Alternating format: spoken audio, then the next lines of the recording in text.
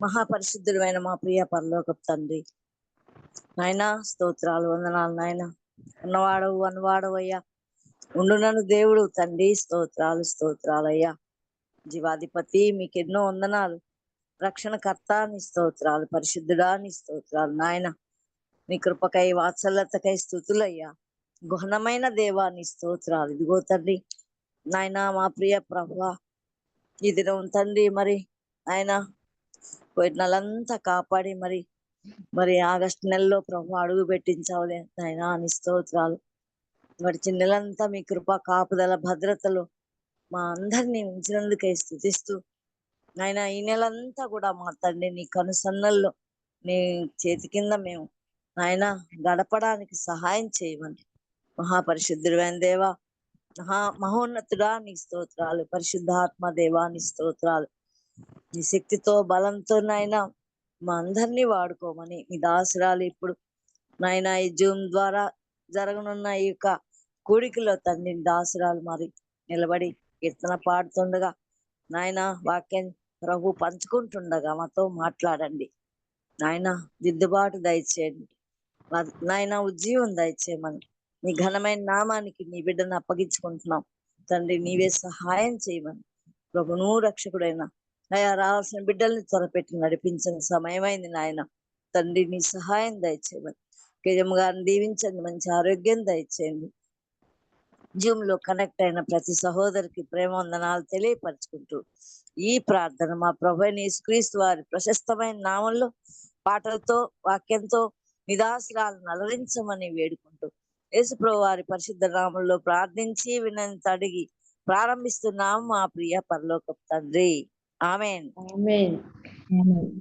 చక్కటి ప్రార్థన చేసిన అన్నపూర్ణకు వందనాలు. నిజమే, గడిచిన నెలంతా మనల్ని కాచి కాపాడినాడు దేవుడు. అన్ని ప్రతిరోజు కూడికలకి మనము నిరాటంకంగా జరుపుకోవడానికి కృప చూపించినాడు. మధ్యలో ప్రేయర్స్ ఉన్నాయి, మధ్యలో ఉపవాస ప్రార్థనలు ఉన్నాయి. అవన్నిట్లో కూడా దేవుడికి సహాయం చేస్తున్నాడు. మరొక నూతన మరి మాసంలో మనల్ని ప్రవేశపెట్టాడు. ఈ మాసంకి ఇది మొదటి దినమే మరి కూడి ఆయన స్తుతించడానికి, ఆయన ధ్యానించడానికి మనకి ఇచ్చిన ఈ సమయాన్ని బట్టి దేవునికి వేలాది వేల స్తోత్రాలు. మరి ఇప్పుడు మన మధ్య ఉన్న సహోదరి హదస్త గారు. హదస్త అంటే మన హదస్త సిస్టరేనా, వేరేనా? హనీ హదస్త అని ఉంది. ఆ హదస్త సిస్టర్ కి హదస్త అనుకుంటున్నాను. వాళ్ళ పాప, వాళ్ళ అమ్మాయా? Okay okay. పాట పాడతారు సహోదరి, ఇప్పుడు పాట పాడతారు. మీరేనమ్మా? దెబోరా రమేష్ అని ఉంది మీరు. అవునండి, అవునండి. హనీ హదస్త. వందనాలైనా వందనాలు. హనీ హదస్త జాయిన్ అవ్వలేదా? అంటే నేనేనా? వాళ్ళ పాపే దెబోరా వాళ్ళ అమ్మాయి. వందనాలు నాన్న. వందనాలండి. ఓకే, నాకు అక్కడ దెబోరా రమేష్ అని కనిపిస్తుంటేను అదే వాళ్ళ అమ్మగారు. సరే, ఓకే ఓకేనా అమ్మాయి హనీ. హదస్స. పేరు వచ్చిన అందరికి వందనాలు. వందనాలు నాన్న. అంటే ఓకే.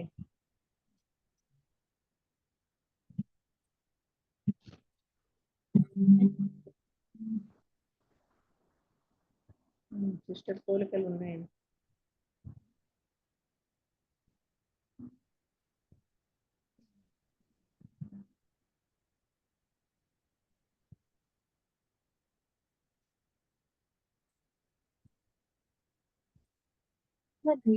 లేదమ్మా.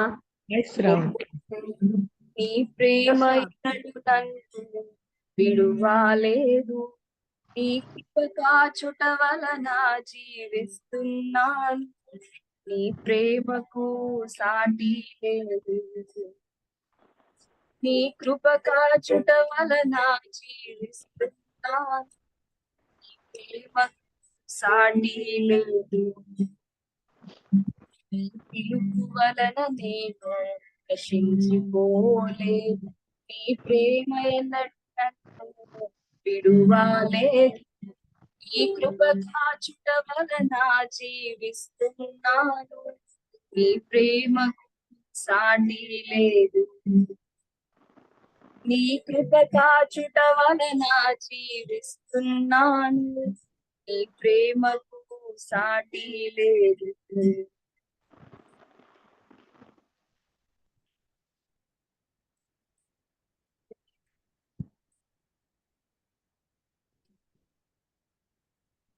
నశించుటకు ఎంతో చేర్చియున్నను, నశింపని నా పాదం. ద్రోహము నిందల మధ్యలో నే నడిచినను, నీ నిర్మల యజమానుడా, యజమానుడా, నన్ను పిలచిన యజమానుడా, యజమానుడా, నా యజమానుడా, నన్ను నడిపించే యజమానుడా, తీర్పు వలన నేను నశించిపోలేదు, నీ ప్రేమ ఎన్నడు నన్ను విడువలేదు, నీ కృప కాచు నా జీవిస్తున్నా, నీ ప్రేమ సాటి లేదు, నీ కృప కాచుట వలన జీవిస్తున్నాను, నీ ప్రేమకు సాటి లేదు.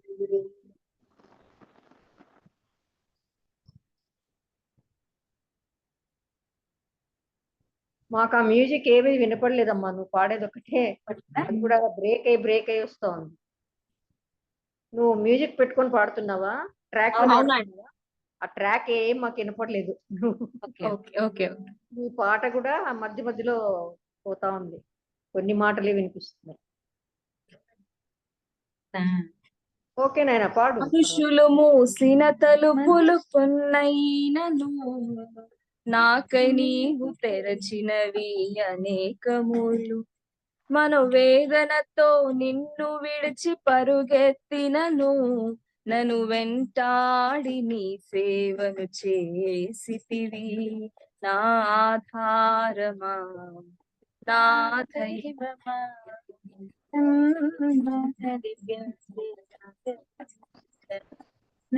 ఆధారమా, నా దైవమా, పిలిచిన ఈ పిలుపునకు కారణమా, నీ పిలుపు వలన నేను నశించిపోలేదు, నీ ప్రేమ ఎన్నడు నన్ను విడువాలేదు, నీ కృప కాచుట వలన జీవిస్తున్నాను, నీ ప్రేమకు సాటి లేదు, నీ కృప కాచుట వలన జీవిస్తున్నాను, నీ ప్రేమకు సాటి లేదు. పిలిచిన నీవు నిజమైన వాడు, నన్ను హెచ్చించే ఆలోచన గలవాడవు, ఏదేమైనా సాగించితివి, నీపై ఆధారపడుటకు అర్హుడవు, నిన్ను నమ్మెదను వెంబడింతును, చిరకాలము నే సేవింతును, నిన్ను నమ్మెదను వెంబడింతును, చిరకాలము నే సేవింతును, నీ పిలుపు వలన నేను నశించిపోలేదు, నీ ప్రేమ నన్ను విడువాలేదు, నీ కృప కాచుట వలన జీవిస్తున్నాను, నీ ప్రేమకు సాటి లేదు, నీ కృప కాచుట వలన జీవిస్తున్నాను, నీ ప్రేమకు సాటి లేదు. అందరికి వందనాలు నాయన, చక్కటి పాట పాడావు. మొదట్లో నేను సరిగా ఏం లేదు కానీ లాస్ట్ చాలా బాగా పాడారు. థ్యాంక్ యూ అండి. దేవుడు మంచి స్వరం ఇచ్చాడు, మంచిగా స్థుతించావు దేవుని. నిజమే, ఆయన కృప వలననే మనం జీవిస్తున్నాము. నిజంగా ఆయన కృప లేకపోతే మనం ఉండలేము. ఆయన మరి ఆదరించడం వల్లే మనం జీవించున్నాం, కానీ లేకపోతే మనం ఉండేవాళ్ళం కాదు. చక్కటి అర్థవంతమైన పాట పాడినందుకు హదస్సాకు ప్రేయర్ వారియర్స్ తరఫున వందనాలు చెల్లిస్తున్నాము. ఇప్పుడు మన మధ్య దెబోరా సిస్టర్, దెబోరా రమేష్ గారు మనకు వాక్యాన్ని అందిస్తారు. సిస్టర్ ఇంతకు ముందు కూడా మనతో మాట్లాడినారు. మీకు పరిచయం అంత అవసరం లేదనుకుంటాను. అయినా కూడా మరి సిస్టర్ తనని గురించి కొద్ది మాటలు చెప్తే చాలు. ఎవరైనా కొత్త వాళ్ళు ఉంటే వాళ్ళ కోసమే. ఓకే. ఓకే సిస్టర్, ఈ సమయాన్ని మీకు ఇస్తున్నాము. Thank you sister. 5 వరకు 5 ఓకే. నిమిషాలు అటు ఇటు అయితే పర్వాలేదు. సరే సిస్టర్. ఓకే. ప్రభు అయిన యేసుక్రీస్తు నామమున చేరి వచ్చిన వారందరికీ వందనాలు. వందనాలు. ఎస్తేర్ ప్రేయర్ గ్రూప్ కదా, ఈ గ్రూప్ ద్వారా అవునండి, నన్ను ప్రేయర్ వాక్యం warriors. Esther prayer warriors. ప్రత్యేకమైన ఈ గ్రూప్ లో ఉన్న సభ్యులందరికీ ప్రభు అయిన యేసుక్రీస్తు నామమున వందనాలు. మరి ఈ దినము వాక్యాన్ని అందించడానికి దేవుడు నాకు ఇచ్చిన అవకాశం బట్టి ప్రభువును స్తుతిస్తూ ఉన్నాను. మరి చిన్నదాన్నైనా వాక్యం అందించాలని మరి పెద్దవాళ్ళైన కేజక్క గారు అడిగినప్పుడు ఆ,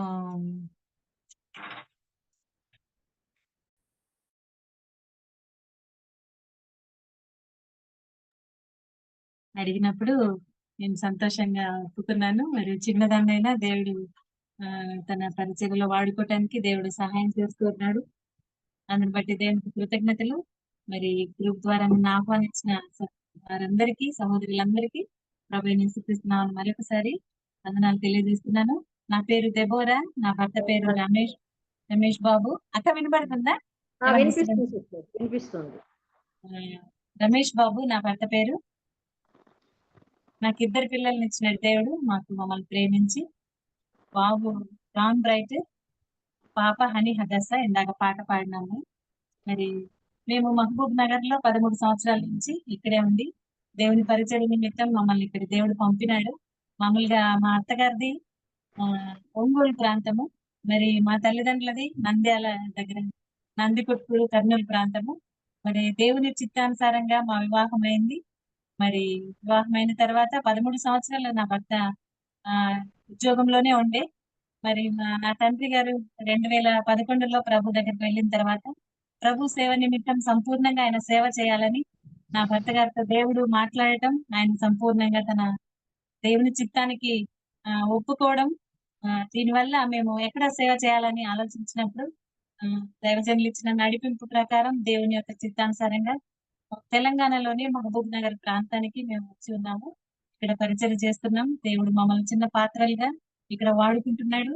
మీకు జ్ఞాపకం వచ్చినప్పుడు మా పరిచర్య కొరకు మీరు ప్రార్థన చేయవలసిందిగా ప్రభు పేరిట మనవి. మరి వాక్యంలోనికి మనం వెళ్దాము.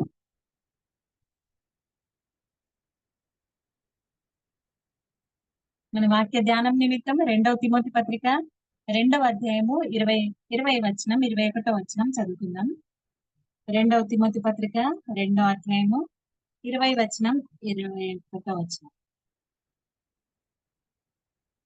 ఫ్యాన్ సౌండ్ అనిపిస్తుంది. గొప్ప ఇంటిలో వెండి పాత్రలను బంగారు పాత్రలను మాత్రమే కాక కర్రవియు మంటివియు కూడా ఉండును.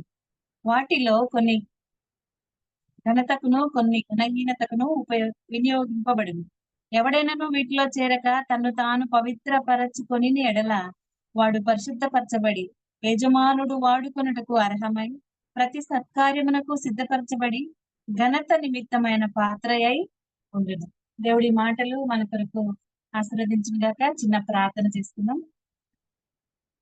మహోన్నతుడైన మా ప్రియ పరలోక తండ్రి, నీకు స్తోత్రములు చెల్లిస్తున్నాం దేవా. మరి జూలై మాసం వరకు మమ్మల్ని కాపాడినారు, నీకు స్తోత్రం.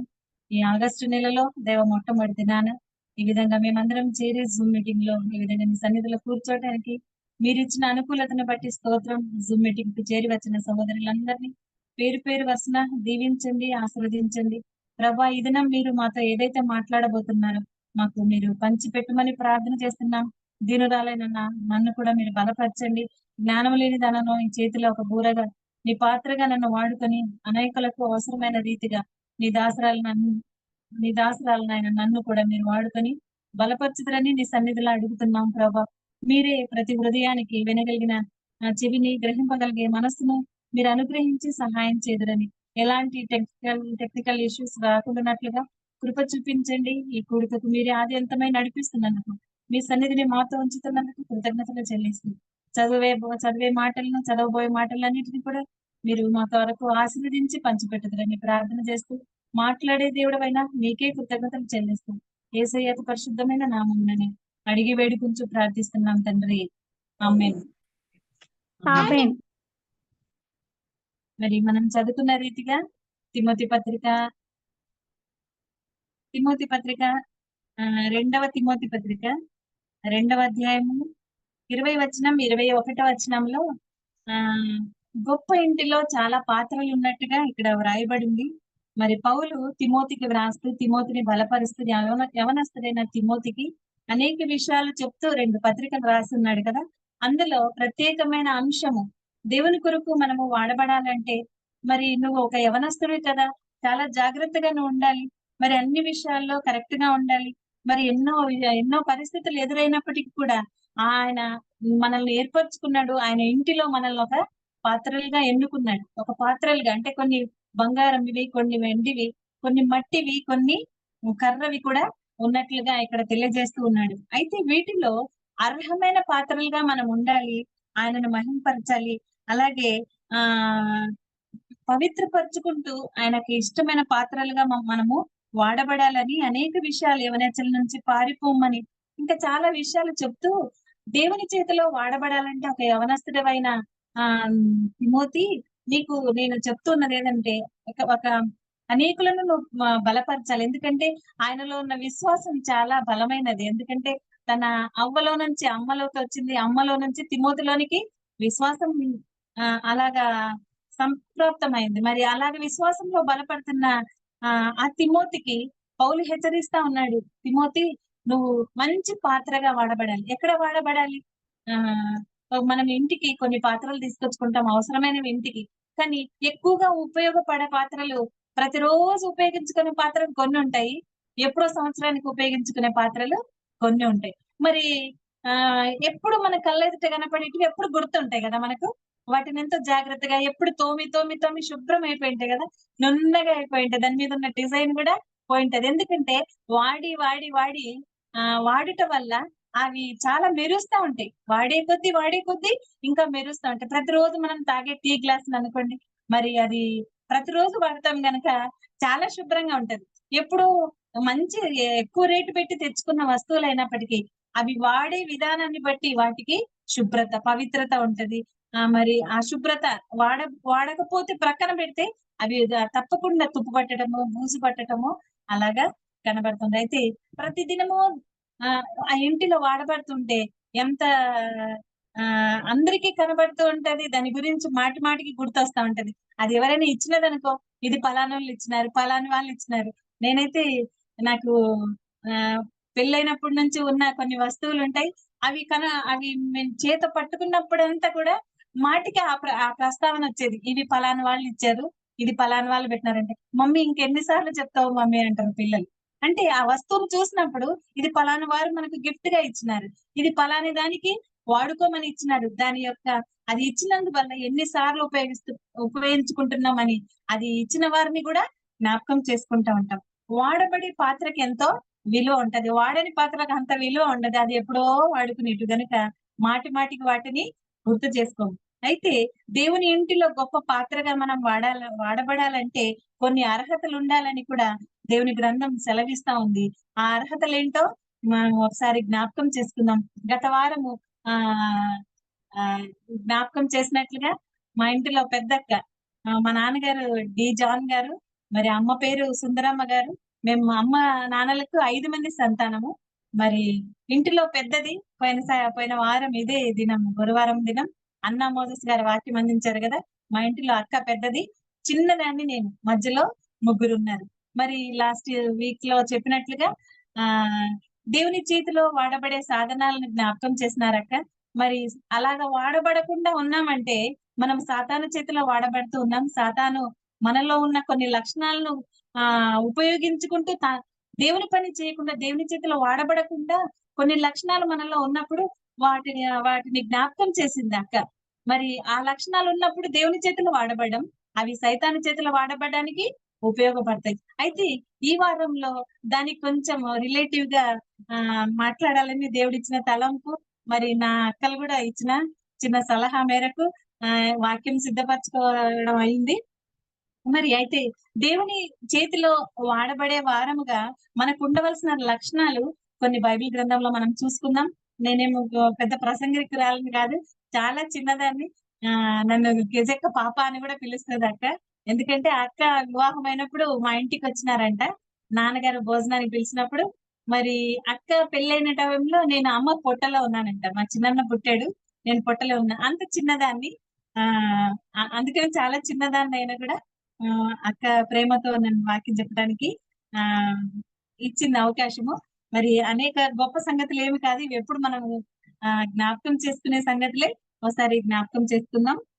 మొట్టమొదటిగా దేవుని చేతిలో వాడబడే వారికి ఉండవలసిన లక్షణాలను జ్ఞాపకం చేసుకుందాం. మొదటి సమూయేలు గ్రంథము 16వ అధ్యాయము, మొదటి సమూయేలు గ్రంథం 16వ అధ్యాయము 12వ వచనం. ఎవరైనా తీస్తే దయతో చదవండి. 16వ అధ్యాయము. అతడు వాని పిలువనంపించి లోపలికి తోడుకొని వచ్చెను. అతని ఎర్రని వాడును, చక్కని నేత్రములు గలవాడును, చూచుటకు సుందరమైన వాడునై ఉండెను. అతడు రాగానే, నేను కోరుకున్నవాడు ఇతనే, నీవు లేచి వారిని అభిషేకించుమని యెహోవా సెలవీయగా, సమూయేలు తైలపు కొమ్మును తీసి వాని సహోదరుల ఎదుట వానిని అభిషేకము చేసెను. నాట నుండి యెహోవా ఆత్మ దావీదు మీదికి బలముగా వచ్చెను. తరువాత సమూయేలు లేచి రామాకు వెళ్ళిపోయింది. నిజంగా కుటుంబంలో, యెషయి కుటుంబంలో ఎంతమంది యవనస్తులైన వారు ఉన్నారు, సైన్యంలో ఉన్నవారు ఉన్నారు. అయితే చివరి వాడైన కడపోటి వాడైన కడసారి వాడైన దావీదు విషయంలో ఈ మాట ఎంత ప్రత్యేకమైనదంటే 12వ వచనంలో రాయబడింది. నేను వీళ్ళందరూ మర్చిపోయారు. ఇంట్లో ఉన్న చిన్న వాళ్ళను ఎవరు మర్చిపోరు. మామూలుగా చిన్న వాళ్ళంటే చాలా ప్రేమ ఉంటది. నేను కూడా చిన్నదాన్ని, నన్ను ఎవరు మర్చిపోరు. అందరికన్నా రెండంతలుగా ఎక్కువనే ప్రేమ ఉంటది. కానీ దావీదు విషయంలో దావీదు అడవిలో ఉన్నందువల్లనో మరి వీళ్ళున్న పరిస్థితికి దావీదును మర్చిపోయినారేమో. మరలా సమూయేలు అడిగినప్పుడు గాని జ్ఞాపకం లేదు. ఇంక అందరూ అయిపోయారా అని యెషయిని అడిగినప్పుడు యెషయి అంటున్నాడు, ఒక్కడున్నాడు కడసారి వాడు, ఉండు తీసుకొని వస్తానని ఆయన పిలిచిన వెంటనే ఆయన అప్పటికి ఎన్ని రోజులైందో స్నానం చేయక. మరి ఆయన ఎంత కంపు కొడుతూ ఉన్నాడు, ఎప్పుడు తిన్నాడో ఎప్పుడు తినలేదో. మరి దినదినము ఇంట్లో ఉన్న వాళ్ళ పరిస్థితి ఎలా ఉంటది, అడవిలో గొర్రెల మధ్య నివసిస్తున్న వాని పరిస్థితి ఎట్లా ఉంటది. అయితే దేవుని యొక్క ఉద్దేశం ఉన్నందువల్ల, దేవుని యొక్క చిత్తం ఆయన ఎడల ఉన్నందువల్ల సమూయేలు నోట ఏ మాట వచ్చింది, నేను కోరుకున్నవాడు ఇతడే అని ఆయనని ఏలు పెట్టి చూపించినట్టుగా కనబడుతుంది. పై వేషం అవసరం లేదు. దేవుడు కోరుకోవాలంటే దేవుడు ఆయన మనసులో తన జీవితంలో ఉన్న లక్షణాలు దేవునికి ఇష్టమైనవి కనుకనే దేవుడు ఆయనను కోరుకున్నాడు, వాడుకోవటానికి సెలెక్ట్ చేసుకున్నాడు ఆయనను. 18వ అధ్యాయంలో, ఇదే సమూయేలు గ్రంథము 18వ అధ్యాయం 5వ వచనంలో కనబడుతుంది ఆయనలో ఉన్న మంచి లక్షణం. 5వ వచనం, దావీదు సౌలు తనను పంపిన చోట్లకెళ్ళను పోయి సుబుద్ధి కలిగి పని చేసుకొని వచ్చింది కనుక సౌలు యోధుల మీద అతన్ని నియమించిన. జనులందరి దృష్టికి, సౌలు సేవకుల దృష్టికి దావీదు అనుకూలుడై ఉండెను. దావీదులో ఉన్న అనేకమైన లక్షణాలు ఉన్నాయి. దావీదులో గురించి వివరించుకుంటూ వస్తే కొన్ని దినాలైనా కొన్ని నెలలైనా అయిపోదు. మరి దావీదులో ఉన్న మంచి లక్షణంలో ఇదొకటి. సుబుద్ధి కలిగి ఉన్నాడు కనుకనే దేవుడు ఆయనను వాడుకోవటానికి సెలెక్ట్ చేసుకున్నాడు. మరి వాడుకోవటానికి ఉట్టిగా వచ్చిన వాళ్ళందరినీ వాడుకున్నాడా? లేదు, మొదట కోరుకున్నాడు దావీదును. అయితే ఆయన వాడుకోవటానికి ఆయనలో ఉన్న మంచి లక్షణం ఏంటంటే సుబుద్ధి. బుద్ధి ఉంటది అందరికీ, బుద్ధి. ఆ బుద్ధిలో ఎన్నో తేడాలు ఉంటాయి కదా. ఎన్నో దుర్బుద్ధి ఉంటది, ఇంకా కృతజ్ఞత బుద్ధి ఉంటది, కొందరికి మంచి బుద్ధి ఉంటది, ఇంకా ఏమో గొడవలు పెట్టే బుద్ధి ఉంటది. చాలా బుద్ధులు ఉన్నాయి. మరి అందులో ప్రత్యేకమైన బుద్ధి కలవాడు, మంచి బుద్ధి కలిగిన వాడు దావీదు. మరి అంత మంచి బుద్ధి కలిగిన వాడు కనుకనే దావీదు దేవుడు ఎన్నుకున్నాడు. ఎట్లా రాజు దగ్గరికి తీసుకువెళ్ళాడు, అక్కడి నుంచి రాజు సన్నిధిలో ఉన్నాడు, ఆయన విషయంలో ఎంతో మేలు చేసినట్టుగా కనబడుతుంది. ఆ తర్వాత మరి ఆయనను దేవుడు వాడుకోవటానికి ఒక సందర్భం వచ్చింది. ఫిలిస్తీయుడైన ఆయన సుబుద్ధి కలిగి ఉన్నాడు కనుకనే ఆయనకి ఎంత మంచి బుద్ధి అంటే మరి తన అన్నలు ఎవరు ఆయనని జ్ఞాపకం చేసుకోలేదు. మరి ఫిలిస్తీయుడైన గొల్యాతు ఆయన ఇశ్రాయేల్ అందరిని శపిస్తూ, మీరెవరు నన్ను ఓడించలేరు, మీరందరినీ నేను సంహరిస్తాను, మీకు ఏమి చేతగాని వాళ్ళు, మీరందరూ వేస్ట్ అన్నట్టుగా ఆయన ఆ పర్వతం మీద నుంచి ఆయన శపిస్తా ఉన్నాడు, ఆయన దూషిస్తా ఉన్నాడు, వీళ్ళందరినీ ఎగతాళి చేస్తా ఉన్నాడు, హేళన చేస్తా ఉన్నాడు ఇశ్రాయేల్ అయిన వారిని. దేవుని జనం దేవుని ప్రజలు అనిపించుకునే ఇశ్రాయేల్ వారిని ఆయన శపిస్తా ఉన్నాడు, హేళన చేస్తూ ఉంటే అక్కడికి ఎంతమంది చేరుకున్నారు? యోధులందరూ, సైన్యంలో ఉన్న వాళ్ళందరూ, యెషీ కుమారులలో సైన్యంలో ఎంతమంది అయితే ఉన్నారు వాళ్ళందరూ కూడా అక్కడికి వెళ్ళినారు. ఒకప్పుడు దావీదుని ఎవరు కూడా ఎన్నిక చేసుకోలేదు, ఎవరు కూడా గుర్తుంచుకోలేదు. ఎప్పుడు ఆ దావీదు మీద ఏదో ఒక, అక్కడికి వచ్చిన తర్వాత కొన్ని సందర్భాల్లో వాళ్ళు చెప్పిన మాటను బట్టి ఆ నీవు హృదయంలో గర్వపడుతున్నావని, నీ చిన్న మందల్ని ఎక్కడ వదిలిపెడుతున్నావు, నాకు తెలుసు నీ సంగతి, నీ హృదయపు చెడుతనం తెలుసని అన్నలు ఏదో ఉన్నవి లేనివి అన్ని కల్పించి దావీదు మీద కొంచెం సరిగినట్టుగానే కనపడుతుంది. అయితే వాళ్ళందరికీ మంచి స్వభావం గలవాడు కనుక ఎంత దూరం వాళ్ళ తండ్రి ఆహారం ఇచ్చి పంపిస్తూ ఉన్నాడు. మరి అక్కడికి వెళ్ళిన తర్వాత అక్కడ జరిగిన అన్నలందరికీ కడుపు నిండా ఆహారాన్ని భుజించడానికి ఆయన అన్ని మోసుకొని పోయినాడు. వాళ్ళ తల్లి తండ్రి ఎన్ని సిద్ధపరిచినారంటే 18వ అధ్యాయంలో కనబడతా ఉంది, 19వ అధ్యాయంలో కనబడతా ఉంది. మరి 17 16 అధ్యాయమా 17వ అధ్యాయంలో కనబడతా ఉంది. నీ అన్నల దగ్గరికి వెళ్ళి ఇవన్నీ ఒక 10 రొట్టెలు, దండులో గోధుమలు, తూమెడు గోధుమలు, 10 రొట్టెలు, ఇంకా చాలా వస్తువులు తీసుకొచ్చినట్టుగా వాళ్ళ అన్నల దగ్గరికి అప్పగించడానికి ఆ వస్తువులన్నిటిని తీసుకొని యెషయి తనకిచ్చిన ఆజ్ఞ ప్రకారం ఆయన ప్రయాణమే వెళ్ళినట్టుగా కనబడతా ఉంది. మంచి స్వభావం గలవాడు కనుకనే తండ్రి చెప్పిన వాటినన్నిటినీ చేసినాడు. ఆయనకున్న స్వభావం మనకు తెలుసు కదా, ఎంత మంచి బుద్ధి కలవాడంటే ఎన్నో ఇబ్బందులు పడ్డాడు. అయితే తన ప్రాణ స్నేహితుడైన యోనాతాను విషయంలో ఆయన ఒక నిబంధన చేసుకొని ఉంటాడు, ఎప్పటికి నేను ఏ స్థితిలో ఉన్నా నీ కుటుంబాన్ని మాత్రం నేను మర్చిపోనని. ఆయన ఉన్నతమైన స్థితిలోకి వచ్చిన తర్వాత తనకు యోనాతాను యొక్క కుమారుడైన మెఫీబోషెత్ కుంటికాలు గలవాడిని కూడా నాకెందుకు, నన్ను ఎవరు అడిగే వాళ్ళు లేరు అని అనుకోలేదు. కానీ ఆయనకున్న మంచి బుద్ధి, నా ప్రాణ స్నేహితునికి నేను ఒక మాట ఇచ్చిన, నా మాటను తప్పకుండా నెరవేర్చుతాను. ఆ ప్రాణ స్నేహితులు లేడు, వాళ్ళ తండ్రి లేరు, వాళ్ళ ఇంట్లో ఎవరు లేరు. కానీ యోనాతాను కుటుంబంలో ఒక్కడు మాత్రం మిగిలినాడు. ఆయనను వెతికి పట్టుకొని ఆయనకు జీవితాంతము తన దగ్గర రాజు సన్నిధిలో ఉండే అలాంటి అవకాశాన్ని, అలాంటి యోగ్యతను, అలాంటి అవకాశాన్ని దినదినము రాజు సన్నిధిలో ఎలాగ భోజనం ఉంటుందో ఆయనకు రాజు బల్ల దగ్గర భోజనం చేసే అలాంటి అవకాశాన్ని దావీదు కల్పించినట్టుగా కనపడుతుంది. ఎవరికి ఇలాంటి బుద్ధి ఉంటుందో చెప్పండి? మనకుంటదా?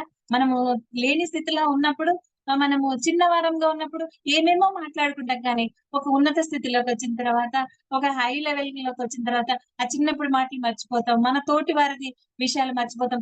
నా స్టేటస్ ఎక్కడ, నీ స్టేటస్ ఎక్కడ అన్నట్టుగా ఉంటది. కానీ దావీదు మాత్రం అలాంటి వాడు కాదు, మంచి బుద్ధి కలవాడు, సుబుద్ధి కలవాడు కనుకనే యోనాతాను యొక్క కుమారుడైన ఈ మెఫీబోషెతు జీవితాంతము పోషించినట్టుగా కనబడతాం.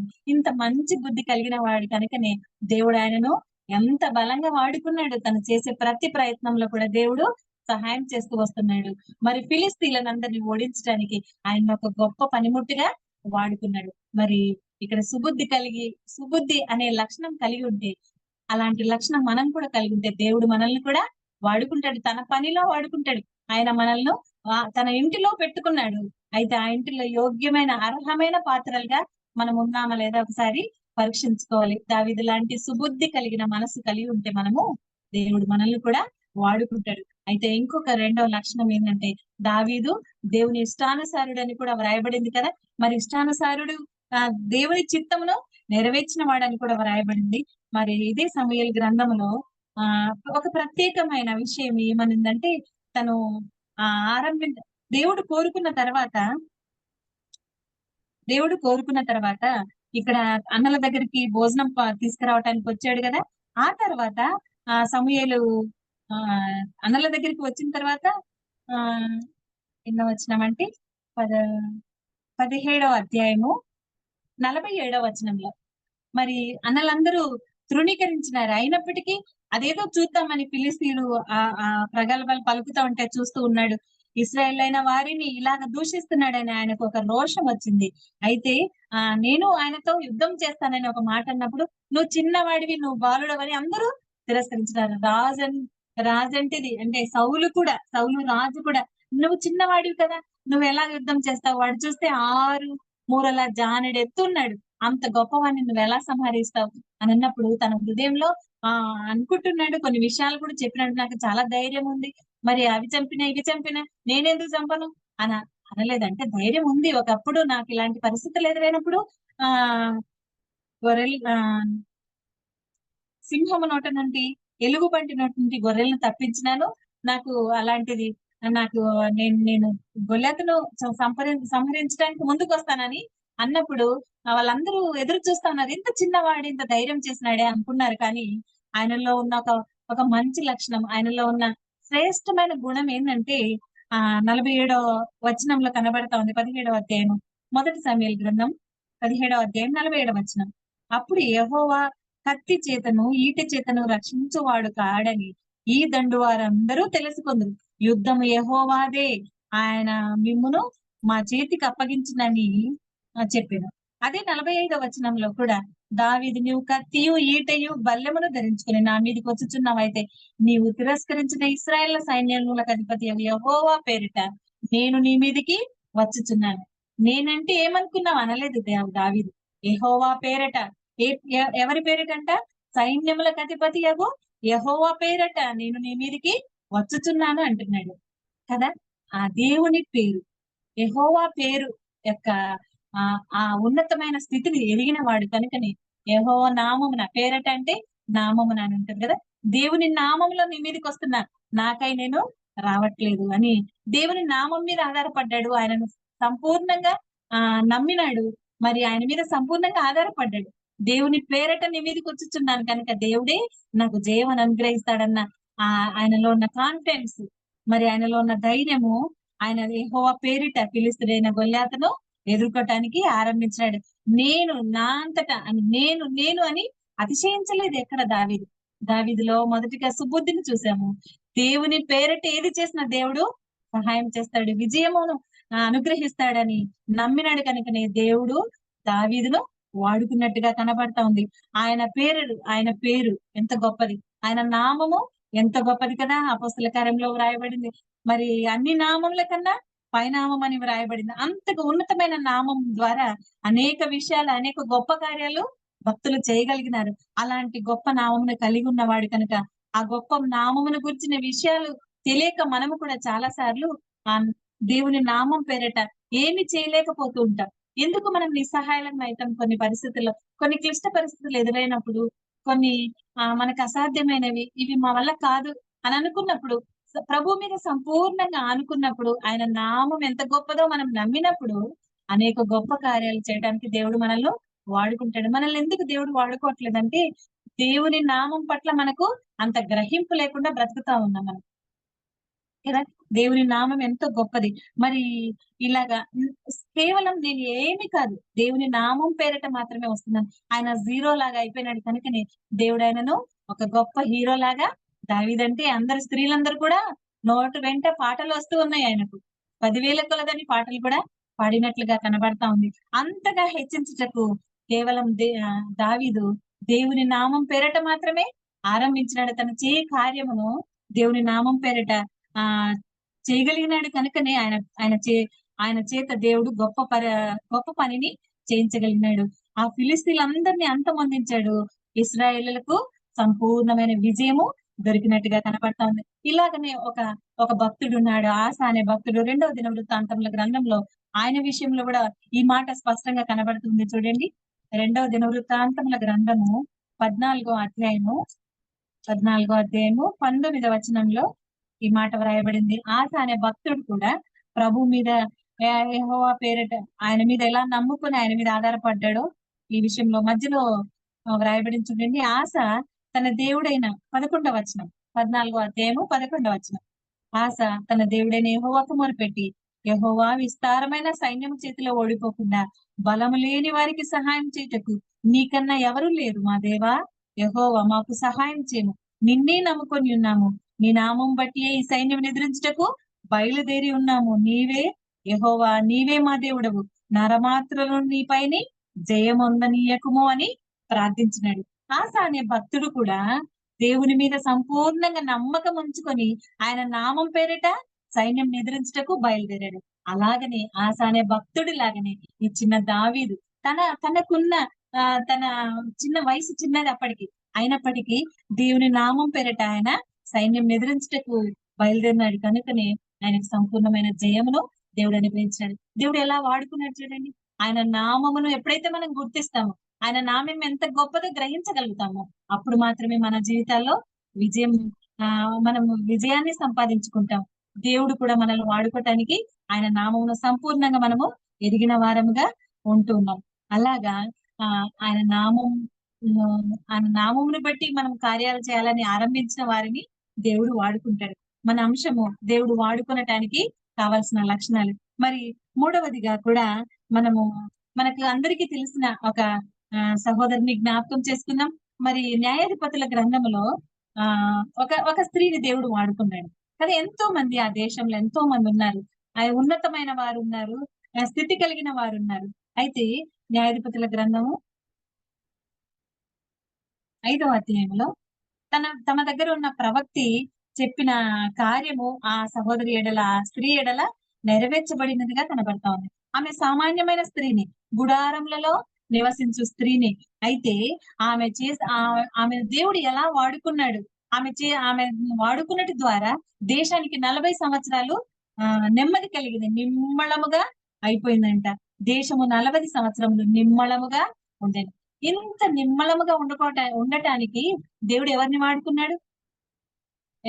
వాడుకున్నాడంటే గుడారంలో నివసించు హెబేరు భార్య అయిన యాయేలును వాడుకున్నాడు. ఎందుకు వాడుకున్నాడంటే ఆమెలో ఉన్న మంచి లక్షణం, ఎలాంటి మనస్తత్వం కలిగినదంటే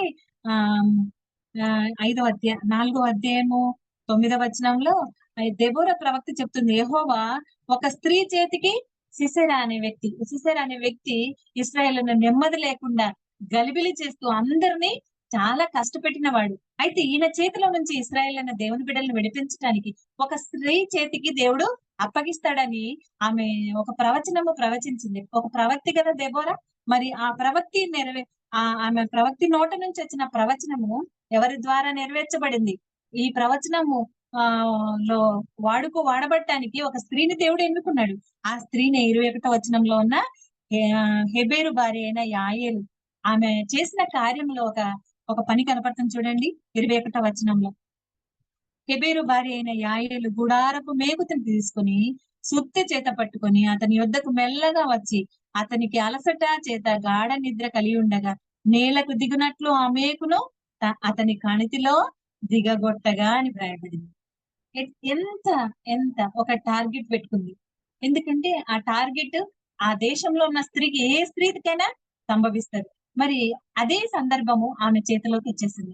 సిసెరా తనని ఇశ్రాయేల్ తరుముతున్నారు, దెబోరా బారాకు ఇద్దరు వెంబడిస్తున్నారు, సైన్యం అంతా వస్తుంది. అయితే ఆయన గొప్ప బలశాలి అని వ్రాయబడింది. ఆయన చాలా శూరుడు, ఆయన చాలా యుద్ధాలు చేసినాడు. మరి అంత గొప్ప స్థాయిలో ఉన్న సిసెరా రథములు ఎంతో ఉన్నాయంట, తన 900 ఇనుప రథములు ఉన్నాయంట. ఆయన ఎంత యుద్ధ నైపుణ్యుడు అయి ఉంటాడు ఆయన. మరి అలాంటి వాడు బారాకు వారిని హతము చేయనట్టు యెహోవా 15వ వచనంలో సిసెరాను అతని రథములన్నిటిని అతని సర్వసేనను కలవరపరిచినాడు. ఎందుకంటే ఇశ్రాయేళ్ల చేతికి ఆయన చిక్కినప్పుడు చిక్కుతాడు అనుకున్న సమయంలో దేవుడు ఆయనను కలవరపరిచినట్టుగా కనబడుతుంది. తన రథమును వదిలిపెట్టి అంతగా రథముల మీద స్వారీ చేసే అంత గొప్ప శూరుడైన సిసెరా చివరికి రథాలన్నీ వదిలిపెట్టి కాలినడకన పరిగెత్తుతూ ఉన్నాడు. పరిగెత్తి అలసిపోయి ఒక గుడారంలోనికి వెళ్ళిపోయినాడు. ఆ గుడారంలో ఇంకా నాకు నెమ్మది ఉంటదిలే, ఇన్ని రోజులు నేను అందరిని గడగడలాడించిన, ఇక్కడ తల దాచుకుంటే ఇంకా తర్వాత అందరిని గడగడలాడించవచ్చు, మరి అందరిని గందరగోళం చేయొచ్చని తన ఆలోచన. అయితే దేవుడు ఇక్కడ ఒక స్త్రీని, అదే గుడారంలో ఒక స్త్రీ, సామాన్యమైన స్త్రీ, ఈమె గురించి మరలా ఎక్కడ వ్రాయబడలేదు.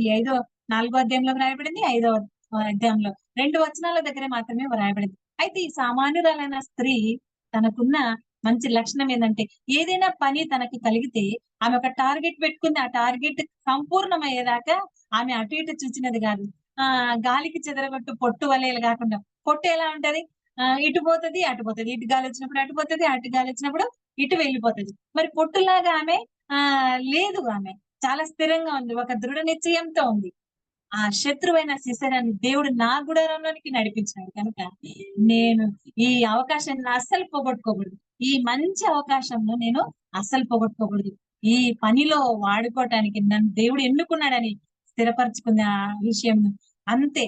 ఆమె ఆ ఇటు అటు చూడలేదు, ఎక్కడ కూడా బెణకలేదు, తొనకలేదు. దేవుడిచ్చిన ధైర్యముతో తన ప్రవక్తి ఉంది కదా, తనను పరిపాలిస్తున్న న్యాయాధిపతిగా ఉన్న దెబోరా ఇచ్చిన ధైర్యం కూడా ఆమెకుంది కనుకనే ఆమె ఏం చేసింది? ఆమె ఏం చేసింది? 2 చేతులు ఉపయోగించింది కదా. ఒక చేత మేకు పట్టుకుంది, ఒక చేత సుత్తె పట్టుకుంది. ఆ గాఢ నిద్రలో ఉన్నవాడు చాలా బలవంతుడు, యుద్ధ నైపుణ్యుడు, ఎంత రోషం కలిగిన వాడు, ఇశ్రాయేల్ ప్రజలందరినీ దేశమంతటిని గడగడలాడించిన వాడు ఎంత అలర్ట్ గా ఉంటాడు కదా. అయితే ఆమె చేసిన చిన్న చిట్కా ఏంటంటే వేడి వేడి పాలు, అంటే బాగా మరిగినవి మిగడతోటి పాలు ఆయనకు ఇచ్చింది. ఇక్కడ ఒక చిన్న అంశం మనకి జ్ఞాపకం చేసుకోవాలి. నేను చాలా సార్లు గుర్తు చేస్తూ ఉంటాను. మరి ఎవరికైనా నిద్ర పట్టకుండా అసలు నిద్రనే రావట్లేదని ఒక్కోసారి, అంటే ఏ రోగం లేదని రోగం కూడా ఉంటది కదా కొందరికి. అలాగా నాకు నిద్రనే ఏది చెప్పుకోలేనప్పుడు నాకు నిద్రనే రాలేదని కొందరు ఇలాగ సాకు చెప్తూ ఉంటారు. నిద్రనే రాకున్నది చాలా బాగలేదు, ఎట్లనో ఉంది అని. నిద్ర రాకపోతే ఏమైంది? నిద్ర రాకపోతే చాలా మంది విశ్వాసులు నిద్ర రాలేదని బాధపడవద్దు. నిద్ర రాకపోతే నిద్ర వచ్చేంత వరకు ప్రార్థన చేయండి. ఎంత మంది ఉన్నారో అంతమందిని లిస్ట్ పెట్టుకోండి. మీ దగ్గర వాట్సాప్ ఉంటది కదా, వాట్సాప్ లో ఎంత మంది ఉన్నారో అందరి కొరకు ప్రార్థన చేయండి. ఎట్లా నిద్ర రాకుండా ఉంటది? మరి అది కూడా రాలేదనుకోనండి, ఈ యాయేలు చేసిన ఒక చిన్న చిట్కా, మరి మీగడతోటి పాలని ఉంది కదా 5వ వచనంలో. మీగడ సర్దారులకు తగిన పాత్రతో మీగడతోటి పాలు తీసుకొని వచ్చింది. అలా బాగా మరిగించిన పాలు త్రాగితే కూడా గాఢ నిద్రలోకి వెళ్ళిపోతాం. అది ఎప్పుడు జరిగింది? ఈ న్యాయాధిపతుల గ్రంథంలో జరిగింది. అంత అలసిపోయిన వాడు ఏం చేశాడు? ఈమె మీగడతోటి పాలు ఇచ్చిన వెంటనే గాఢ నిద్రలోకి వెళ్ళిపోయినాడు. అందుకని ఆ గాఢ నిద్రలో ఉన్న ఆ సిసేరాను చంపటానికి ఆమె ధైర్యం తెచ్చుకుంది. మరి చీర కట్టుకుందేమో, ఆ నడుముకు కొంగును ముడేసుకుంది, గట్టిగా నడుము బిగించుకుంది. ఇంకా ఎటువంటి పరిస్థితిలో నా చేతిలో నుంచి వెళ్ళిపోకూడదు అనుకోని నిశ్చయంతో ఒక చేత మేకు పట్టుకుని, ఒక చేత సుత్త పట్టుకొని ఆమె గురి కలిగి కొట్టింది. ఎక్కడ కొట్టింది? ఊరికి ఈడి వరకు కొట్టలేదు. ఇది ఇక్కడ నుంచి ఇక్కడ పడుకున్నప్పుడు ఇక్కడ నుంచి మళ్ళీ భూమిలోకి దిగిపోనట్లుగా ఎంత బలాన్ని ఉపయోగించింది. ఎక్కడ కొంచెం యామారిన అంటారు కదా, కొంచెం తప్పిపోయినా కూడా అసలు భయంకరమైన ప్రమాదం ఎదురవుతుంది. అందుకని ఆమె గురి కలిగి ఉంది కనుకనే ఆమె ఆ పని చేయగలిగింది. ఎంత నైపుణ్యంతో ఆ పని చేస్తుంటది కదా. ఒకసారి జ్ఞాపకం చేసుకుంటే, మనం ఏదైనా గోడకి ఏదైనా మేకు కొట్టాలంటేనే అది 2-3 సార్లకే మళ్ళీ మన చేతికి వచ్చి కొట్టుకుంటుంది. మన వల్ల కాదు. కానీ ఆమె ఎప్పుడు ప్రాక్టీస్ చేయలేదు. కానీ ఆమె ఒక పని అనుకుందంటే దాని మీద గురి కలిగి ఉంటదని దేవుడు ఎన్నుకున్నాడు కనుకని దేవుడు ఆమెను వాడుకున్నాడు. ఆ శత్రువైన సిసెరా నా నాశనం అయిపోయినాడు. ఆ దినంలోనే ఆయన జీవితము, ఆయన చాప్టర్ క్లోజ్ అయిపోయింది. మరి తర్వాత అధ్యాయంలో 31వ వచనంలో, తర్వాత దేశము 40 సంవత్సరములు నిమ్మలముగా ఉండేనని వ్రాయబడింది. ఎంత ఆశ్చర్యకరమైన సంగతి! యాయేలును దేవుడు అలాగా వాడుకున్నాడు. మనం కూడా గురి కలిగిన వారమైతే దేవుడు కూడా మనల్ని వాడుకుంటాడు. ఎటు పడితే అటు పోతున్నాం అనుకో, దేవుడు మనల్ని ఆయన చేతిలో ఒక సాధనముగా మనల్ని వాడుకోడు. అలాగా ఉండకుండా ఒక గురి కలిగి ఉన్నాము. మరి చాలా రెఫరెన్స్లు రాసుకున్నాను కానీ సమయం సరిపోదు. మరి ఫిలిప్పీ పత్రిక 3వ అధ్యాయము 14వ వచనంలో ఒక గురి వద్దకే నేను పరిగెత్తుచున్నానని పౌలు అంటాడు కదా. మన ఈ విశ్వాస పోరాటంలో ఎన్నో కష్టాలు, నష్టాలు, కొన్ని పరిస్థితులు, మరి ప్రభువును కూడా తలంచుకోలేనంత పరిస్థితులు కూడా బిజీ అయిపోయినాయి. కానీ గురి వద్దకే మనం పరిగెత్తాలి కదా. చాలా సార్లు కొన్ని పరిస్థితులు ఎదురైనప్పుడు మనము మన గురి మర్చిపోతుంటాం. అలా ఉండే వాళ్ళను దేవుడు వాడుకోడు. ఒక యాయేలు ఎంత గురి కలిగి ఉన్నదో అలా యాయేలు లాగా మనం గురి కలిగి ఉన్నప్పుడే ఆ మనము దేవుని చేతిలో వాడబడతాం. అదే కాకుండా గురి విషయంలో మొదటి కొరింథీ పత్రిక 9వ అధ్యాయము 24వ వచనంలో కూడా అమ్మా, మొదటి కొరింథీ పత్రిక 9వ అధ్యాయము 15వ వచనం. వాళ్ళకు చెప్తూ ఉన్నాడు, సహోదరులందరికీ పౌలు భక్తులు చెప్తున్నాడు, కాబట్టి నేను గురి చూడని వాని వలె పరిగెత్తువాడను కాను. ఈ పందెపు రంగంలో పౌలు పరిగెత్తుతా ఉన్నాడు. అయితే గురి చూడని వాని వలె పరిగెత్తలేను, ఒక గురి కలిగిన వాని వలె పరిగెత్తుతున్నాను. అందుకే దేవుని చేతలో బలంగా వాడబడ్డాడు పౌలు. మరి ఆయన చాలా దేవుని విషయంలో ఎంత వాడబడ్డాడో మనకు తెలుసు కదా. ఎన్ని పత్రికల ద్వారా అనేకులను విశ్వాసులను బలపరిచాడు, అన్యులను రక్షించుకున్నాడు. ఎంత దుర్భర స్థితిలో ఉన్న వారిని కూడా అనేకులను రక్షించడానికి దేవుడు పౌలును వాడుకున్నట్టుగా కనబడుతుంది. ఎందుకు వాడుకున్నాడంటే ఈ యాయేలుకు పౌలుకున్న లక్షణం ఒకటి, గురి కలిగి ఉన్నారు కనుకనే దేవుని చేతిలో వాడబడ్డారు వారు. మరి ఒక లక్షణం ఏంటంటే, మొదటిగా సుబుద్ధి కలిగి ఉన్న వారిని దేవుడు వాడుకుంటాడు. ఆయన చిత్తానుసారంగా, అంటే ఆయన నామమును బట్టి పని ప్రారంభించిన వారిని వాడుకుంటాడు. అదే కాకుండా ఒక గురి కలిగిన వారిని దేవుడు వాడుకుంటాడని జ్ఞాపకం చేసుకున్నాం. మరొక లక్షణం ఏంటంటే, పౌలు విషయంలో అపోస్తల కార్యం 22వ అధ్యాయము 3వ వచనంలో రాయబడింది చూడండి. అపోస్తల కార్యంలో 3వ వచనం, 22వ అధ్యాయము 3వ వచనం.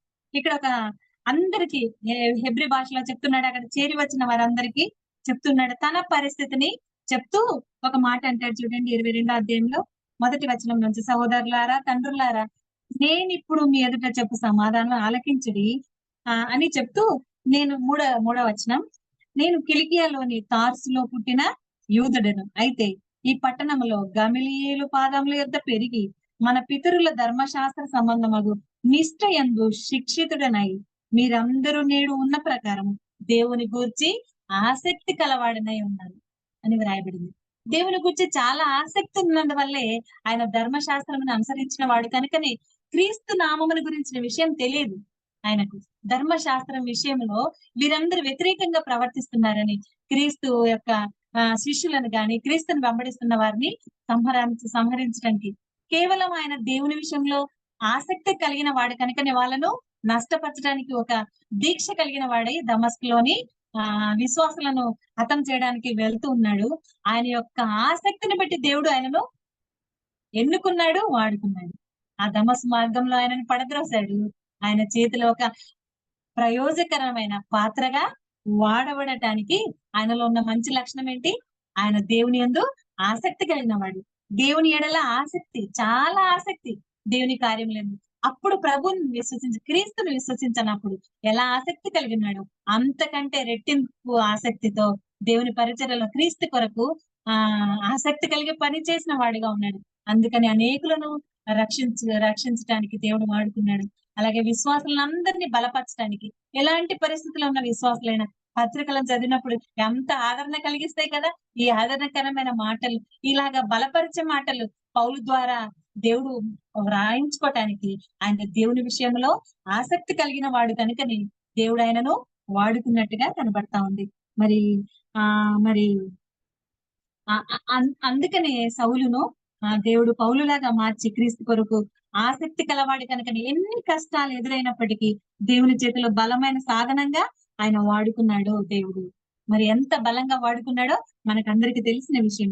ఇలాగా ఆసక్తి కలిగిన వారిని, ప్రభు విషయంలో ఆసక్తి కలిగిన వారిని ప్రభు వాడుకుంటాడు. ఇలా ఆసక్తి కలిగిన వారు పాత నిబంధనలు కూడా, సంఖ్యాకాండంలో మనకందరికి తెలిసిన వ్యక్తి ఉన్నాడు కదా, ఎవరంటే అహరోను మనవడు ఎలియాజరు కుమారుడైన ఫినెహాసు గురించి ఒక్క మాట చదువుకుందాం. ఆయన కూడా దేవుని యందు ఎలా ఆసక్తి కలిగి ఉన్నాడు. అందుకని ఆయన యొక్క ఆసక్తిని బట్టి దేవుడు ఆయనను నిత్య నిబంధన, అలాగా ఇశ్రాయేలందరికీ యాజకుడుగా ఉండటానికి దేవుడు ఆయనను వాడుకున్నట్టుగా, నిబంధనగా స్థిరపరిచినట్టుగా కనబడతా ఉంది. దేవుని పనిలో ఇంకా యాజకులైన వారు స్థిరంగా ఉండవలసిందే కదా. సంఖ్యాకాండం 25వ వచనంలో ఇక్కడ చాలా సంగతులు జరిగినాయి. అక్కడ అన్యులతో వీరు పాపం చేయటం వల్ల ఇశ్రాయేల్ అందరి మీదికి చాలా తెగులు వచ్చింది. అందువల్ల 24,000 మంది నీ దేవుడు ఆ తెగులు చేత నశింపజేసినట్టుగా, మరి ఈ తెగులంతా ఆపడానికి ఒక యవనస్తుడైన ఫినెహాసు అనే యవనస్తుడిని దేవుడు వాడుకున్నాడు. ఆయనకి ఎంత ధైర్యం ఉందంటే, మరి తన ముందే ఒక పాపం జరుగుతుంటే ఆ పోతే పోని ఎంతమంది ఉన్నారు అక్కడ సమాజం ఎదుట నుండి లేచి ఆ పాపం చేసే ఆ పురుషుణ్ణి స్త్రీని ఎక్కడికి కొట్టాడంట? ఆ నేలకు దిగినట్లుగా ఉంది. ఇక్కడ కడుపులో గుండా ఆ స్త్రీని కడుపులో గుండా దూసుకొని పోనట్లుగా పొడిచింది. ఇద్దరి ఆ పాపం చేసే దేవునికి విరోధంగా కార్యం చేసే వారిని ఇద్దరిని కలిపి, పురుషుణ్ణి స్త్రీని కలిపి కడుపులో నుంచి దూసుకొని పోనట్లుగా పొడిచిన వాడు. ఎందుకంటే అంత కోపము, అంత వాళ్ళ మీద ఎందుకు కసి వచ్చిందంటే దేవుని విషయంలో ఆసక్తి కలిగిన వాడు. దేవునికి విరోధమైనది ఏది కూడా ఆయన నచ్చలేదు. దేవుడు ఓర్వలేనిది ఈయన కూడా ఓర్వలేకుండా ఉన్నాడు. అంత ఆసక్తి కలిగిన వాడు. దేవుని యందు ఆసక్తి కలిగిన వారమైతే తప్పును తప్పుగానే చూస్తాం. ఎంత సొంత వాళ్ళైతే ఎంత కడుపున పుట్టిన వాళ్ళైనా, బంధుమిత్రులైనా, ఎంత దగ్గర వాళ్ళైనా, ఉన్నత స్థితిలో ఉన్న వారైనా సరే తప్పును తప్పుగా ఖండించేవారే దేవుడికి కావాలి. మరి దేవుని యెడల ఆసక్తి కలిగిన వారమైతేనే ఇలాంటి తప్పును తప్పుగా ఖండిస్తాం. ఆయనకు దేవుడిచ్చిన ఉన్నత స్థితి ఏంది తెలుసా? మరి 12వ వచనంలో, కాబట్టి నువ్వు అతనితో అతనితో నేను నా సమాధాన నిబంధన చేయుచున్నాను, అది నిత్యమైన యాజక నిబంధనగా అతనికి అతని సంతానమునకు కలిగి ఉన్నది. ఏలైనగా అతడు దేవుని విషయంలో ఆసక్తి కలవాడే, ఇశ్రాయేలు నిమిత్తం ప్రాయశ్చిత్తం చేసిన వాడు. అందుకని దేవుడు ఆయనను కూడా వాడుకున్నాడు. ఆసక్తి కలిగి ఉండాలి. దేవుని విషయంలో ఆసక్తి కలిగిన వారు ఎక్కడ ఉంటారు? ఎప్పుడు ఇంట్లో ముసుకేసుకుని కూర్చొని ఉంటారా? ఇంట్లో ఎప్పుడు తోమిందే తోముకుంటూ, కడిగిందే కడుక్కుంటూ, వండుకోవడం, తినడం, కడగడం, తోమడం, ఇదే పనిలో ఉంటారా? దేవుని యందు ఆసక్తి కలిగిన వారు ఎప్పుడు సమయం దొరుకుతుందా? దేవుని సన్నిధిలో గడుపుదామా? ఎక్కడ వాక్యం వినబడుతుందా? సత్య విషయమైన వాక్యం ఎక్కడ బోధిస్తున్నారా? ఆ వాక్యంలో హృదయమార నింపుకుందామా అని ఆసక్తితో ఎదురు చూస్తారు. వాక్యం విషయంలో ఆసక్తి కలిగి ఉంటారు. దేవుని యందు ఆసక్తి కలిగిన వారు వాక్య విషయంలో, ప్రార్థన విషయంలో సమయం వృధా చేసుకోరు. తమ సమయాన్ని వాక్యానికి, ప్రార్థనకు కేటాయిస్తారు. ఇలాగా ఆసక్తి కలిగిన వారిని దేవుడు తన చేతిలో బలమైన ఆయుధాలుగా వాడుకుంటాడు. ఆసక్తి కలిగిన వారిని దేవుడు వాడుకుంటాడు. అలాంటి ఆసక్తి చేరి వచ్చిన మనకందరికి కూడా దేవుడు అనుగ్రహించింది కాక. మనకందరికి తెలిసిన ఒక వచనం చదువుకుందామా?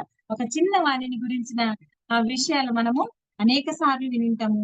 యోహాను సువార్త 6వ అధ్యాయము 9వ వచనంలో ఇలాంటి లక్షణం కలిగిన వారిని కూడా దేవుడు వాడుకుంటాడు. యోహాను సువార్త 6వ అధ్యాయము 9. ఇక్కడ ఒక చిన్నవాని యొద్ద 5 యవల రొట్టెలు 2 చిన్న చేపలు ఉన్నవి, కానీ ఇంతమందికి ఇది ఏమాత్రమని అతనితో ఆయనతో అనగా, యేసు జనులను కూర్చుండబెట్టుడని చెప్పాను. ఆ చోట చాలా పచ్చిక ఉండేది కనుక లెక్క ఇంచుమించు 5,000 మంది పురుషులు కూర్చుండేది. యేసు ఆ రొట్టెలు పట్టుకొని కృతజ్ఞతాస్తుతులు చెల్లించి కూర్చున్న వారికి వడ్డించిన, అలాగున చేపలు కూడా వారికి ఇష్టమైనంత మట్టుకు వడ్డించింది. ఇక్కడ ఎంతమంది భోజనం చేసినారు కదా! వాళ్ళందరికి భోజనం పెట్టండి అంటే అందరు ట్రెజరర్లు అయిపోయినారు. అందరు లెక్కలు కట్టుకుంటున్నారు కదా! ఈ కాలం కూడా మన ఇంటికి ఎవరైనా చుట్టాలు వస్తే చాలా మంది, అంటే మన వయసు కాకుండా ఇంకొంచెం చిన్న వాళ్ళందరూ, మన వయసు అంటే మన తల్లిదండ్రులు మనకి నేర్పించిన అలవాటు బట్టి మనం ఎంతమంది వచ్చినా వండగలే కెపాసిటీ దేవుడు ఇచ్చినట్టు. నిజంగా మా కుటుంబంలో ఎంతమంది వచ్చినా ఏం భయపడం, మేమో వండుకొని తింటాం. ఇంకా ఒక 100 మందికి 200 మందికి చేయడానికి కూడా దేవుడు అలాంటి ఓపిక ఇచ్చాడు. నాకైతే అమ్మ అలాగనే చేసి పెట్టేది, అలాంటి ఓపిక ఇచ్చాడు. అయితే ఎవరైనా చుట్టాలు వచ్చినప్పుడు ఓపికతో పనులు చేసి వాళ్ళ కడుపార భోజనం పెట్టడానికి కూడా ఇష్టపడట్లేదు.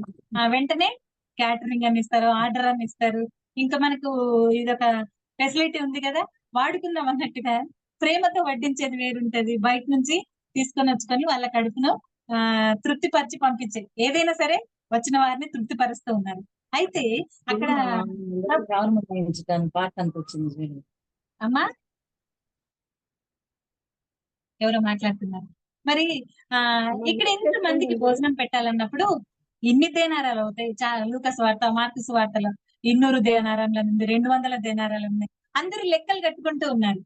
ఇంతమంది భోజనం ఎక్కడి నుంచి తెచ్చేది, ఇంతమందికి ఎవరు వండి పెడతారు, ఇంతమందిని ఆకలితో పంపించలేము కదా అని అనుకుంటూ ఉన్నారు. కానీ వాళ్ళలో ఒక చిన్నవాడు ఉన్నాడు. అయితే దేవుని వాక్యం వింటూ వింటూ అందరు తెచ్చుకున్నవన్నీ తిన్నారో ఏమో మరి. ఆ చిన్నవాడు ఉన్నాయి తెలుసు అందరికి, చిన్నవాని దగ్గర ఎన్ని ఉన్నాయంట? 5 రొట్టెలు, 2 చేపలు, 2 చిన్న చేపలు ఉన్నాయి. సరే ఉన్నాయి, అందరికి తెలుసు, కానీ వాడు ఇవ్వాలిగా. ఇప్పుడు మన ఇంట్లో చాలా బయట నుంచి ఏదైనా మంచిగా తెచ్చిస్తాము, చాక్లెట్స్ గానీ, ఇప్పుడు కేక్స్ తెస్తారు కదా. మరి కేక్ అయితే అందరం తింటాం, అది పెద్దగా ఉంటారు. మంచి కాస్ట్లీ చాక్లెట్ తెచ్చినాం అనుకోండి, చిన్నవాడికి ఇస్తాం. మన ఇంట్లో ఉన్న ఆ పిల్లవాడికి ఇచ్చినాం అనుకో, మన దగ్గర మంచి కాస్ట్లీ చాక్లెటే ఉంటది, కానీ మనందరికి ముడుతుంది అది లేదు. ఆ చాక్లెట్ నాకే ఇచ్చారు, నేనే తినాలి, ఎంతసేపు అయినా నేనే చేతులంబడి కార్చుకోవాలి, ఇదంతా కారాలి, ఎంతైనా మొత్తం నేనే చేస్తా అంటారు ఈ కాలం పిల్లలు కదా. అంటారా లేదా? అంటారు. పిల్లల బుద్ధి అది. నాకు మాత్రమే, ఇట్స్ మైన్ అంటది మా పెద్దన్న వాళ్ళ మనవరాలు జిన్సీ. ఏదన్నా ఏమన్నా అడుగుతున్నాం అనుకో, పక్కన వాళ్ళు ఏదైనా తీసుకుంటుంటే నాది నాది అంటది. వాళ్ళు వినలేదనుకో, ఇట్స్ మైన్ ఇట్స్ మైన్ అంటుంటది. ఇది నాది, నాకు కావాలి, నువ్వెందుకు తీసుకుంటున్నావు? అయితే ఈ చిన్నవాడు ఉన్నాడు, యోహాన్ సువార్త 6వ అధ్యాయంలో చిన్నవాడు, వాని దగ్గర కూడా 5 రొట్టెలు, 2 చిన్న చేపలు ఉన్నాయి. కానీ చూస్తేనేమో ప్రజలు పురుషుల లెక్కనే 5,000 మంది ఉన్నారు. అయితే వాడిలో ఉన్న మంచి లక్షణం ఇంతమంది ఆకలి తీర్చడానికి ఉపయోగపడింది కదా. అక్కడ అందరు అనుకున్నారు, ఎక్కడున్నాయి, ఎవరి దగ్గర ఉన్నాయి, ఎవరి దగ్గర ఉన్నాయి, ఎవరి దగ్గర ఉన్నాయి అంటే, ఆ చిన్నవాడు ఏం పెద్ద లావుగా ఎత్తుగా ఏం లేడు, చిన్నవాడని భయపడింది. చిన్నవాడంటే అందరికి అర్థమే కదా. మరి అంత చిన్నవాడికి ఉన్న లక్షణం ఏంటంటే ఇచ్చే గుణం ఉంది. తన దగ్గర ఉంది సరే, అది ఇవ్వాలిగా. కానీ ఆయనకున్న లక్షణం బట్టి ఇచ్చే గుణం కలిగి ఉన్నాడు కనుక ఇంతమంది ఆకలి తీర్చడానికి దేవుడు ఆయనను వాడుకున్నాడు.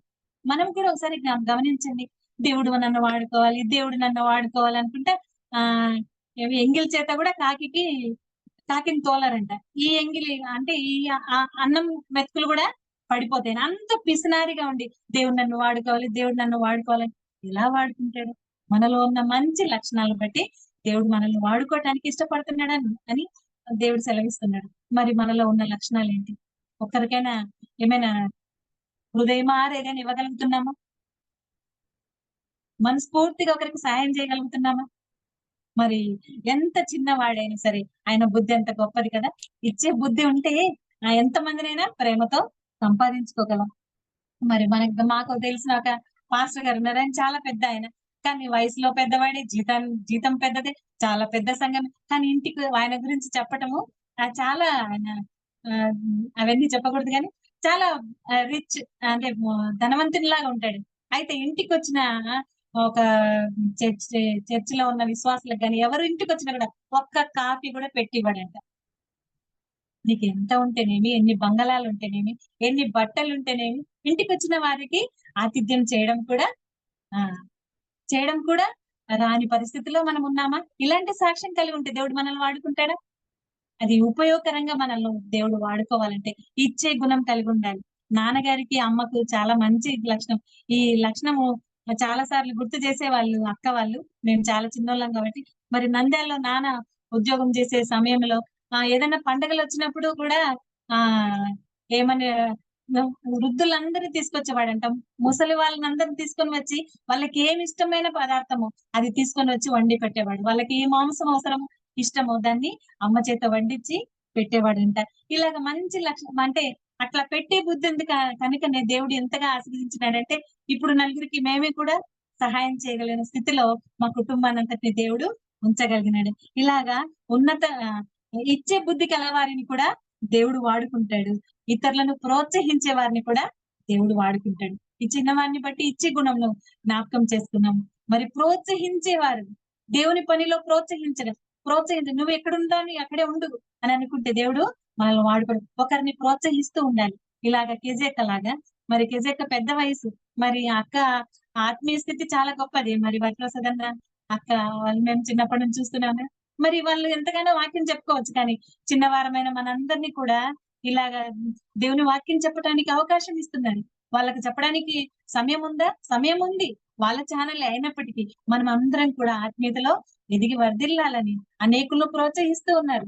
అలాగా మా అమ్మ కూడా, సుందరమ్మ గారు, మేము చిన్నగా ఉన్నప్పుడు కూడా అమ్మ వాక్యం చెప్పండి, అమ్మ వాక్యం, నువ్వు ఉన్నావు కదమ్మా అంటే అయితే అనలేమ్మా, అయితే మళ్ళీ మీరు వాక్యం సిద్ధపడండి, ఇది నువ్వు చెప్పు, ఆ ఊరికి వెళ్ళినప్పుడు నువ్వు చెప్పు, కొంచెం సాక్ష్యం చెప్పు. వచ్చిన విశ్వాసులను కూడా చిన్న వయసులో ఉన్నవారు కూడా మా మందిరంలో వాక్యం చెప్పే వాళ్ళ ఉన్నళ్ళ దగ్గర వాక్యం చెప్పగలిగినామంటే ఆనాడు అమ్మ ప్రోత్సాహం బట్టి ఇలాగా వాక్యం చెప్పడానికి కూడా దేవుడు ఇలాంటి తలాంతి అంటే ప్రోత్సహించే వారు ఉంటే వారిని వాడుకుంటాడు, మనల్ని కూడా వాడబడటానికి వారు ఉపయోగకరంగా ఉంటాడు. అలాగే సెరియోని మనం జ్ఞాపకం చేసుకుందాం ఒకసారి చివరి మాటలు. సెరియా కూడా తనకు పుట్టిన 3 కుమారులను సైన్యంలో ఉండటానికి తన తమ్ముడైన దావీదు యొక్క సైన్యంలో నిత్యము దావీదుతోనే వెంట ఉండటానికి కుమారులను ప్రోత్సహించింది. దేవుని పనిలో ఉండటానికి మన బిడ్డలను మనం ఎలాగ ప్రోత్సహిస్తాం కదా. చిన్న వయసులో ఉన్నప్పుడు అంటే యవనస్తుడిగా ఉన్నప్పుడు వెంబడించారు సెరూయా కుమారులు యోవాబు, అభిషై, ఆషాహేలు. వీరు ఆయన ఇబ్బంది పరిస్థితిలో సౌలు తరుముతూ ఉన్నప్పుడు దావీదుని వెంబడించారు. రాజు అయినప్పుడు దావీదుని వెంబడించారు. 2 సమూయేలు గ్రంథంలో వృద్ధుడైపోయి ఆయన ముసలి ప్రాయంలోనికి వచ్చినాక కూడా యుద్ధానికి పోయినప్పుడు అప్పుడు కూడా వెంట ఉన్నట్టుగా కనపడతా ఉన్నాం. మనం ఎంతమందిని దేవుని పరిచర్య కొరకు, దేవుని సేవ చేయటానికి, దేవునిలో వాడబడటానికి మనం ప్రోత్సహిస్తున్నాం. ఇలాగ ప్రోత్సహించే వారుంటే మనం కూడా ఆత్మీయంగా ఎదిగి వర్ధిల్లుతాం. మనము వాడబడుతూ అనేకులను మనము కూడా ప్రోత్సహించే వారంగా ఉండాలి. దేవుడు వాడుకునే మనుషుడు ఎలా ఉంటాడంటే ఇన్ని మంచి లక్షణాలు కలిగి ఉంటాడు కనుకని దేవుడు ఆయనను మన ఇలాంటి మనము వాడబడటం లేదా ఒకసారి మనం పరీక్షించుకున్నాం. ఎంతగా మనం వాడబడుతున్నాం? ఏమి లేదు అక్కడ, ఎక్కడున్న గొంగలి అక్కడే అనుకుంటున్నామా? ఎందుకు వాడబడట్లేదు? గత వారం తెలుసుకున్నట్టుగా అలాంటి లక్షణాలు ఉన్నాయా? వాటన్నిటిని తీసివేసుకోమని దేవుడు మనల్ని హెచ్చరించినాడు. అయితే ఇలాంటి లక్షణాలు కలిగి ఉంటే దేవుడు మనల్ని వాడుకుంటాడని ఈ దినం మనకు దేవుడు జ్ఞాపకం చేసినాడు. మొదటగా సుబుద్ధి కలిగి ఉండాలి. దేవుని పేరిట ప్రతి కార్యమును మనము ఆరంభించిన వారముగా ఉండాలి. మళ్ళీ అలాగే ఒక గురి కలిగిన వారిని దేవుడు వాడుకుంటాడు. దేవుని యందు ఆసక్తి కలిగిన వారిని దేవుడు వాడుకుంటాడు. ఇచ్చే గుణం కలిగిన వారిని దేవుడు బలంగా వాడుకుంటాడు. ప్రోత్సహించే వారిని కూడా దేవుడు వాడుకుంటాడు. అలాగా అనేకులు మనం ప్రోత్సహిద్దాం. దేవుని పని ఎంతో ఉంది, కోత విస్తారము, పనివారు కొద్ది మందే ఉన్నారు. మనమే పరిచయం చేయటం కాదు, అనేకులను కూడా ప్రోత్సహించేవారు. ఈ విషయంలో నాకు చాలా అతిశయోక్తి. మాది చిన్న మందిరమే కానీ సరిగా కొందరికి చదువు వచ్చి, కొందరికి చదువు రాదు. అయినప్పటికీ ప్రతి స్త్రీల కొడుకులో అక్క నేను వాక్యం చెప్తా, అమ్మా నేను వాక్యం చెప్తానమ్మా.